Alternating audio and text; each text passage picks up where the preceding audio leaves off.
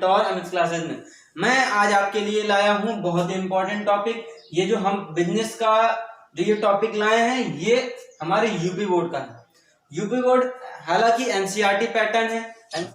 तो आज हमारा जो टॉपिक है बिजनेस ऑर्गेनाइजेशन का वो है home trade sale literature. Home trade का सब टॉपिक जो है हमारा है सेल लिटरेचर। इसमें आज हम पढ़ने वाले हैं क्या सेल लिटरेचर क्या होता है, ये इसके टाइप्स कितने होते हैं, इंपॉर्टेंस क्या है और इसके लिमिटेशन क्या है, और advantage of advertising and limitation of advertising. तो इस चैनल को आप सब्सक्राइब कर दीजिएगा। सब्सक्राइब कर देने के बाद बेल आइकन दबा दीजिएगा। बेल आइकन के बाद आपको डेली जितना भी अपडेट होगा, जितना भी टॉपिक से रिलेटेड जितने भी चैप्टर होंगे जो हम यहाँ बताएंगे वो सारे अपडेट आपको टाइम टू टाइम मिलते रहेंगे। तो चलिए स्टार्ट करते हैं आज का टॉपिक। आज का टॉपिक क्या है, सेल लिटरेचर। तो यहाँ पे दो चीज का व्यापार होता है, किस चीज का, गुड्स एंड सर्विस का, और दो ट्रांजेक्शन ही होते हैं, एक होता है परचेज और दूसरा होता है सेल का। तो सेल लिटरेचर क्या बोलता है कि हम सामान को किस तरीके से बेचें, किस तरीके से मार्केट में प्रेजेंट करें, क्या क्या इंफॉर्मेशन हमको मार्केट में देनी चाहिए और किस हिसाब से अपने गुड्स को मार्केट में खरीदने के लायक बनाना चाहिए, कस्टमर को अट्रैक्ट करना चाहिए। ये सारा इंफॉर्मेशन जो होता है हमारा सेल लिटरेचर में बताया जाता है। तो सेल लिटरेचर ये हो गया हमारा। इसका टाइप्स कितने प्रकार के हैं, क्या क्या होते हैं, कैसे, तो यह यहाँ पे हम पढ़ने वाले हैं। पहला हमारा जो टाइप्स है वो क्या है, एडवर्टाइजमेंट। एडवर्टाइजमेंट क्या होता है, एडवर्टाइजमेंट आजकल आप लोग कुछ भी चलाते हो मोबाइल पे, जैसे यूट्यूब चलाते हो या कोई भी गेम खेलते हो तो बीच बीच में ऐड आता है। ऐड कौन कौन सा, बहुत सारे गेम का ऐड आता है, बहुत सारे कंपनीज के ऐड आते हैं, बहुत सारे प्रोडक्ट के ऐड आते हैं कि आप ये वाला ऐप यूज करो तो आपको इतने पैसे मिलेंगे, ये ऐप यूज करो तो इतने पैसे मिलेंगे, तो वो फलाना ढिमाका जो भी है, ठीक। तो एडवर्टाइजमेंट हमारा जो है मेन कंटेंट है सामान को बेचने का। सामान आजकल इसी के बेसिस पे बेचा जाता है, सेल को इंक्रीज किया जाता है। एडवर्टाइजमेंट पहला हो गया, ठीक। दूसरा क्या हो गया, नोटिस। नोटिस क्या होता है कि जैसे नोटिस के थ्रू भी हम अपने प्रोडक्ट को सेल किया जाता है, अपने प्रोडक्ट को हम बेच सकते हैं। नोटिस कैसे, हमने ये हमारी कोई शॉप है, हमने क्या किया, वहां पे एक नोटिस बोर्ड लगा दिया कि ये प्रोडक्ट हमारे यहाँ अवेलेबल है और इस प्रोडक्ट के ये प्राइस है, और अगर ये प्रोडक्ट लेते हैं तो आपको इतना का डिस्काउंट मिलेगा, ये ऑफर चल, ठीक।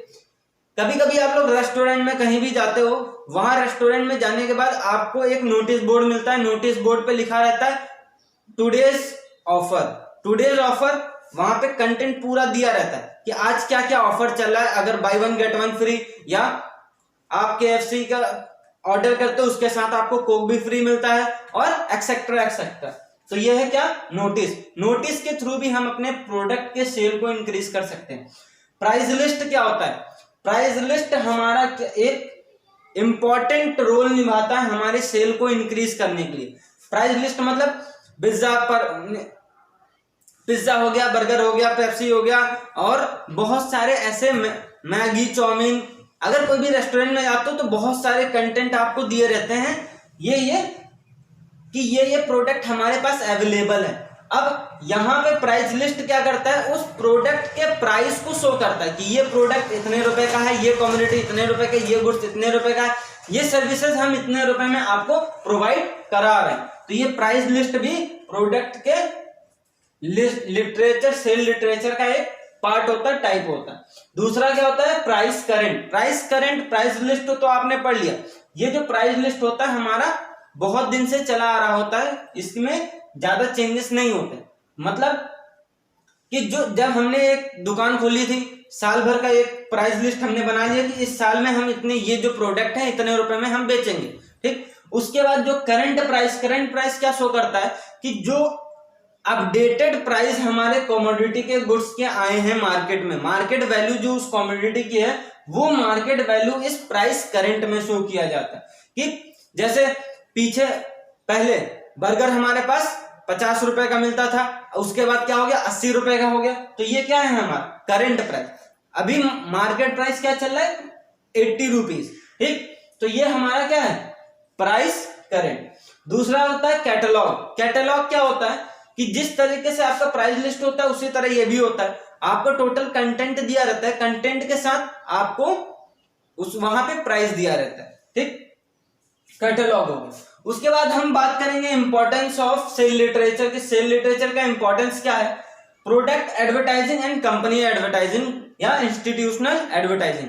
प्रोडक्ट एडवर्टाइजिंग क्या होता है? जैसे एमआई हो गया, सैमसंग हो गया, वीवो हो गया, ओप्पो हो गया, बहुत सारे कंपनीज हैं, ब्रांड हैं जो हमारे मार्केट में मोबाइल के तौर पे काम कर रहे हैं, मोबाइल कंपनीज के नाम से काम कर रही है, ठीक है। तो ये सारे ब्रांड, ये सारे प्रोडक्ट, ये सारे कमोडिटी, ये सारे कंपनीज जो हैं वो क्या करते हैं? अपने प्रोडक्ट का एडवर्टाइज कराते हैं और प्रोडक्ट के साथ साथ उनके कंपनीज का भी एडवर्टाइजमेंट होता है, ठीक है। आप लोग क्या देखते हो, जैसे कोई भी लेटेस्ट फोन आया, वीवो का, एमआई का, ओप्पो का, ठीक है, वो सारे का क्या करता है कि पहले उस लेटेस्ट फोन का पूरा डिस्क्रिप्शन देता है उस एडवर्टाइजमेंट में, चाहे मीडिया एडवर्टाइजमेंट हो, चाहे न्यूज़पेपर एडवर्टाइजमेंट हो, चाहे आपका रेडियो एडवर्टाइजमेंट हो या कोई भी पैम्पलेट एडवर्टाइजमेंट हो। तो ये सारे एडवर्टाइजमेंट में वो क्या करता है? सबसे पहले वो प्रोडक्ट का एडवर्टाइज करता है। अगर कोई भी कंपनी एक पर्टिकुलर प्रोडक्ट से रिलेटेड एडवर्टाइजमेंट कर रही है तो वो हमारा कहलाता है क्या? Product advertisement. अगर कंपनी एडवर्टाइजमेंट कर रही है, उस एडवर्टाइजमेंट के साथ साथ कंपनी का भी एडवर्टाइजमेंट हो रहा है, वो हमारा कहलाता है कंपनी एडवर्टाइजमेंट, ठीक। कंपनी जो अपने ब्रांड को प्रमोट कर रही है, अपने नाम को जो प्रमोट करती है, वो हमारा कंपनी एडवर्टाइजमेंट। जैसे हमारा ये क्या है, हमारा जो इंस्टीट्यूट, हमारा जो चैनल है वो क्या है? मेंटोर है। मेंटोर, अगर इस नाम से हम, पर्टिकुलर नाम से हम अगर एडवर्टाइजमेंट करवा रहे हैं तो ये हमारा क्या कहलाएगा? कंपनी है या इंस्टीट्यूशनल एडवर्टाइजमेंट। इंस्टीट्यूशनल क्यों? क्योंकि एजुकेटेड है, छोटा सा एक वो है, तो इसलिए हमारा ये क्या कहलाएगा? अगर इंस्टीट्यूशनल एडवर्टाइजमेंट। इंस्टीट्यूशनल एडवर्टाइजमेंट, चलिए समझ में आ गया। आगे स्टार्ट करते हैं। लिमिटेशन क्या है? लिमिटेशन क्या है? यहां पे फ्रॉड के चांसेस हो सकते हैं। क्यों? क्योंकि आदमी, देखिए, कंपनी है, कंपनी गलत भी बता सकती है, सही भी बता सकती है, फ्रॉड भी यहाँ पे हो सकता है। दूसरा क्या है? हैवी कॉस्ट लगता है। हैवी कॉस्ट मतलब क्या है? ये जो हमारी कम्युनिटी एडवर्टाइजमेंट है, एडवर्टाइजमेंट कॉस्ट बहुत ही हाई होता है। हाई होने की वजह से जो प्रोडक्ट है वो प्रोडक्ट का कॉस्ट इंक्रीज हो जाता है, ठीक। इतना समझ में आ गया लिमिटेशन। उसके बाद आते हैं इंपॉर्टेंस ऑफ एडवर्टाइजिंग। एडवर्टाइजिंग की क्या इंपॉर्टेंट है, क्या महत्व है एडवर्टाइजिंग का, तो ये हम बताने जा रहे हैं। चलिए, पहला जो इसका इंपॉर्टेंस है वो क्या करता है? Increasing sale. जो बेसिक है, बेसिक मतलब क्या है? कॉमन है। सबसे पहले कंपनी के प्रोडक्ट के सेल को इंक्रीज करता है। कैसे करता है? जैसे मार्केट में, जैसे कोई भी हमने प्रोडक्ट लॉन्च किया, प्रोडक्ट हम ले लेते हैं, ये मार्कर मैंने मार्केट में लॉन्च किया, ये मार्कर जैसे कैमलिन का है, तो ठीक है, तो मैं क्या करूंगा? इस मार्कर को मार्केट में लॉन्च करूंगा, किस नाम से? कैमलिन के नाम से, ठीक।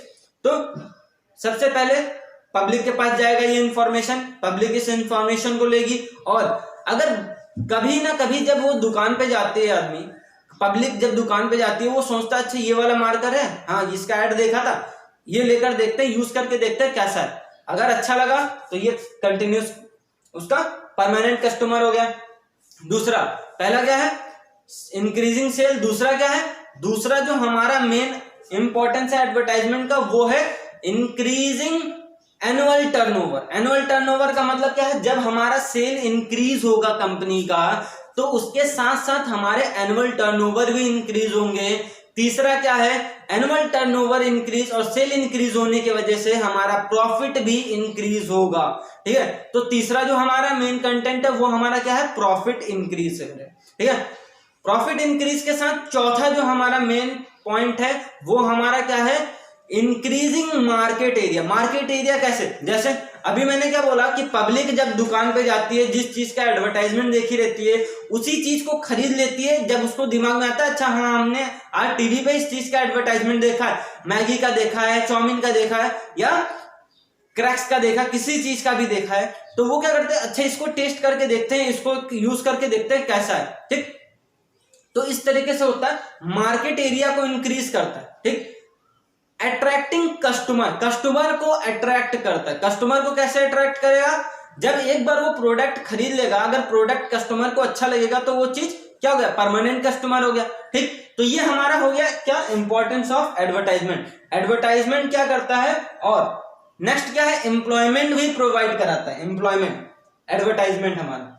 अब आते हैं जो हमारी नेक्स्ट टॉपिक, नेक्स्ट पॉइंट है, वो हमारा है limitation and disadvantage of advertising. Advertising का लिमिटेशन क्या है, डिसएडवांटेज क्या है, ये हम यहाँ पे बताने वाले हैं। पहला क्या है, taking huge cost. Taking huge cost का मतलब क्या है, वो बहुत ही बड़े अमाउंट में बजट होता है एडवर्टाइजिंग का जो बजट होता है वो ह्यूज होता है। इस वजह से हमारा क्या है, हमारा दूसरा पॉइंट इसी से बन जा रहा है क्या, कि जब हमारा एडवर्टाइजिंग कॉस्ट ज्यादा लगेगा तो दूसरा हमारे प्रोडक्ट का जो प्राइस है, प्रोडक्ट का जो प्रोडक्शन कॉस्ट है वो भी क्या होगा, हाई होगा, बढ़ जाएगा। ठीक, तो पहला क्या है, taking high cost.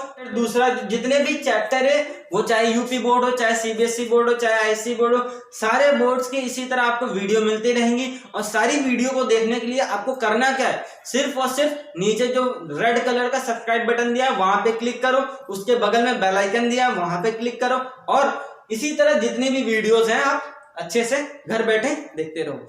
Thank you and have a nice day.